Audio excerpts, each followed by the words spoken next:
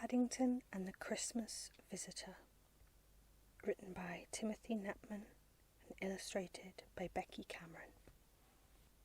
It was Paddington's first Christmas Eve with the Browns.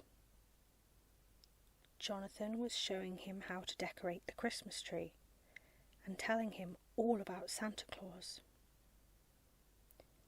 He wears a big red coat, has a fluffy beard, and if you've been good, he brings you loads of presents, Jonathan said. But if you've been naughty... Naughty? Gulped Paddington, looking worried.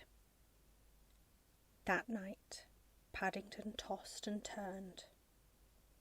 He hadn't meant to drop Judy's phone in the bath, or cover Mr. Brown in cranberry sauce and icing sugar. And then there was the dreadful business with Mrs. Bird and the marmalade. No, please don't put me on your naughty list, he cried out in his sleep. Suddenly, on the roof above, there was a thud. Santa Claus! Cried Paddington, sitting upright. Paddington knew that if he just explained things, Santa would understand. So he hurried over to the window and flung it open. There was a loud thwack. Paddington found a man on the roof rubbing his head. I'm terribly sorry, he said. But are you Santa Claus? Ouch, said the man. He didn't look exactly like the pictures Paddington had seen, but he did have a red coat, a fluffy beard, and a big bag of presents. Paddington recognised the name on one of the presents. This is for my friend Alice at number 72, he said. She'll love it. Come on, Mr. Claus, I'll show you the way. And he took the man's hand. Said the man as he rubbed his head again. Paddington led him across the rooftops to Alice's house. Is it hard finding somewhere to park your sleigh in London? He asked. Huh? Said the man. He was feeling a bit confused. In the sack, Paddington also found presents for Alice's mother, father, Auntie Kate, and pet guinea pig, Emperor Nibbles. They're going to be so happy, he said, and he laid all the presents out under their Christmas tree. Hang on a minute, cried the man. You're quite right, said Paddington. It would be rude to leave without eating these delicious mince pies.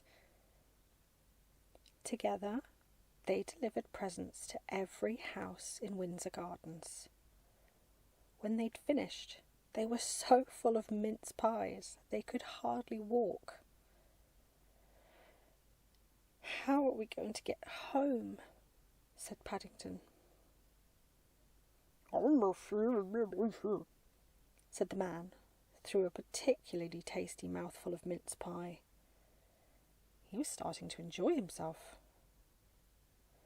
Then Paddington spotted something through the window. Let's take your sleigh, Paddington cried, and he went scrambling up the drain pipe. Said the man. He swallowed the mince pie hastily and clambered after the small bear.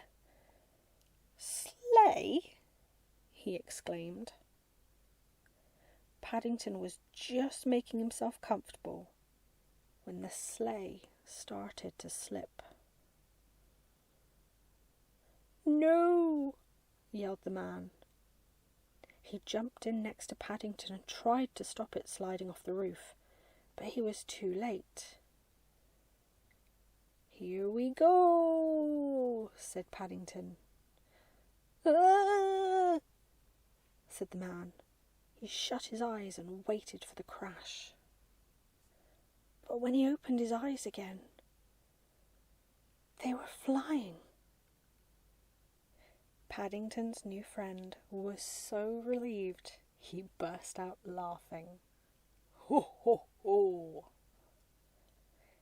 Then the truck made a sudden stop, sending them flying off into a big, soft snowdrift. "That was fun!" exclaimed Paddington. "Thank you, Mr. Claus." "It was magical," said the man, and he realised to his surprise that he meant it. "Look, Mr. Claus," said Paddington, "we're just in time for the best bit." Through the window they watched Alice unwrap her Christmas present, and as she danced with delight, a great big tear rolled down the man's cheek. "Don't cry," said Paddington. "Oh, I almost forgot. Merry Christmas, Mr. Claus."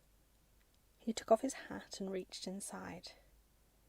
"Here," he said, bringing out a marmalade sandwich. But that just made his friend cry even more.